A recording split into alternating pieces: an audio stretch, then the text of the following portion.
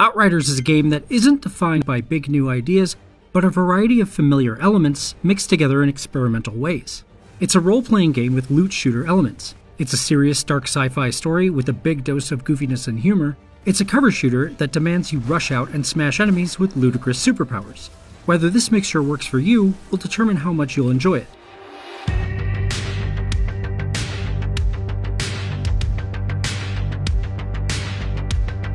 Though Outriders looks like a loot shooter live game, it's actually much more Mass Effect 3 than Destiny 2. Like in Mass Effect, RPG progression and cover shooting are much more important than chasing the next new gun. Outriders is a cover shooter RPG, with a hearty dose of gear progression, leaning heavily into an epic story told with tons of dialogue, cutscenes, and collectible lore. Developer People Can Fly draws a lot from its past work on the Gears of War series. Rifle-toting enemies take fortified positions to unload on you at a distance, backed up by shotgunners that try to close the gap, armored troops with chain guns plotting in the open, and cleaver-wielding sprinters, who charge straight at your face to drive you out of cover. The core of Outriders is shooting, and you'll have a mess of guns at your disposal.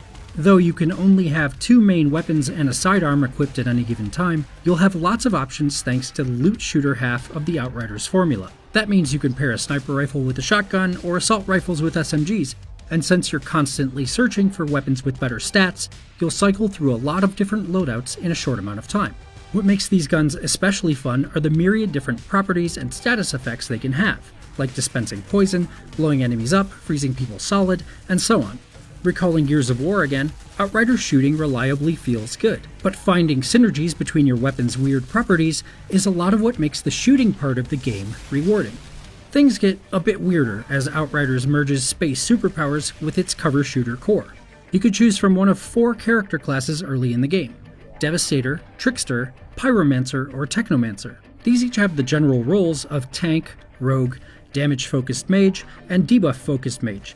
The Devastator uses gravity attacks for close-range kills. The Trickster teleports around to get the drop on enemies. The Pyromancer is a mid-range fire flinger. And the Technomancer can summon turrets and rockets that also poison or slow targets. Each class has a different way of replenishing health through combat, generally by focusing on their specific strengths. The Devastator, for instance, heals you for every close-range kill, encouraging you to get in close to enemies to hit them with powers like a small earthquake. Combat becomes a constant calculus between when to cut the distance and take down an enemy, and when to take cover, bide your time, and protect yourself.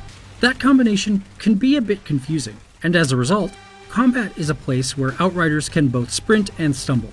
You're playing a shooter where you use cover to keep yourself alive, but you're encouraged to leave cover to keep yourself alive. That push and pull of avoiding incoming damage and taking the fight to the enemy means that you constantly have to be managing the battlefield, as well as your ability cooldown timers. If you jump out of cover and go wild with all your powers on an approaching enemy, you leave yourself exposed for all their friends, and quickly find yourself cut down by incoming fire. That means that having an earthquake ready to stun incoming fighters is essential to saving your life, since it allows you to grab kills while keeping your head down. Similarly, abilities like the Trickster's teleport, which instantly puts you behind enemies who are in cover, are just as useful for dramatically repositioning yourself across the battlefield as they are for eliminating foes. But you can rarely just go all out with your guns and abilities. You really have to think about where you are, where your enemies are, and how you can best eliminate them without exposing yourself. It can feel unintuitive for a while, but when you do find the balance between using your powers, healing yourself, and staying out of fire, Outriders can create some pitched, frantic battles that use cover just enough to give you a second to breathe, without nailing your shoulder to a single chest-high wall and leaving you there for minutes on end. But there are also times when you'll find yourself surrounded or cut off, trapped between enemies, unable to kill anything fast enough, or escape the onslaught to save yourself. Sometimes a situation will just feel unwinnable, but luckily Outriders generally sets you back only a bit when you die, so you can re-enter a fight quickly and try a new approach. Facing tougher altered enemies, who have powers similar to yours, can result in battles of attrition where you have to cheese the situation by scurrying out of the arena so enemies don't all chase you down at once. Sometimes, even careful management of powers, cover, and your spacing on the battlefield aren't enough to save you. And it's these moments when Outriders can get frustrating because it doesn't feel like you're losing for lack of skill. There are ways to deal with that issue. Outriders is largely pretty open and has liberal fast travel, so you can bail on a mission and go do side quests to grab rewards that can boost your gear and character. The difficulty of enemies is also determined by your overall world tier level, which rises as you earn experience points alongside your character level. World tier also determines loot drops, so there is an incentive to keep it on the highest level you can. But if you're in a particularly annoying fight, you could always back it down a touch to keep yourself from stalling. The world tier is a smart solution to the difficulty problem, and since it can be adjusted any time, it gives you a lot of freedom to avoid frustration at key moments. While the combat can be tough to wrap your head around at first, the frenetic balancing act has created some heart-pounding moments, more fun and intense battles than annoying ones. You can also play Outriders in co-op, which really elevates how frantic and wild combat can become. Having multiple superpowered players working together makes for a bombastic, sensory-overloading combat experience. Outriders is best experienced with friends and other players. Co-op continually highlights the game's best features and encourages you to think creatively about combining powers, guns, battlefield control, and teamwork. Unfortunately, playing together has been tough since Outriders' launch.